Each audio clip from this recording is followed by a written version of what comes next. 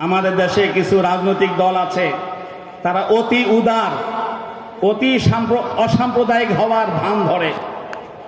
দেখা গেল এক বাউলে আল্লাহকে নিয়ে ঠাট্টা বিদ্রুপ করলো, আল্লাহকে নিয়ে তুচ্ছ তাচ্ছিল্য করলো, তার বিচারের দাবি না করে তার বিরুদ্ধে যে তাওহীদি জনতা বিচার দাবি করেছে, সেই তাওহীদি জনতার আন্দোলনকে তারা নিন্দা করছে আর বাউলদের পক্ষ নিচ্ছে।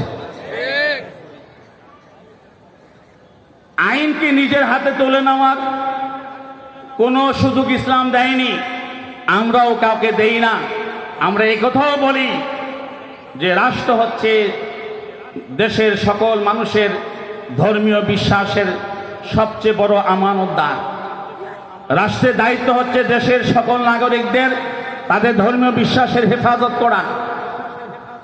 কাজী রাষ্ট্র যদি কারো মধ্যে কারো এই অন্যায় অনাচার দেখে তাকে গ্রেফতার করবে, তাকে আইনের সম্মুখীন করবে। যে অপরাধীকে অপরাধী হিসাবে দেখতে হবে। অপরাধীর সঙ্গে কোনো দলীয় ট্যাগ লাগিয়ে অপরাধকে ধামা চাপা দেওয়ার যে অপসংস্কৃতি শুরু হয়েছে, সেটা কোনোভাবেই গ্রহণ করা হবে না।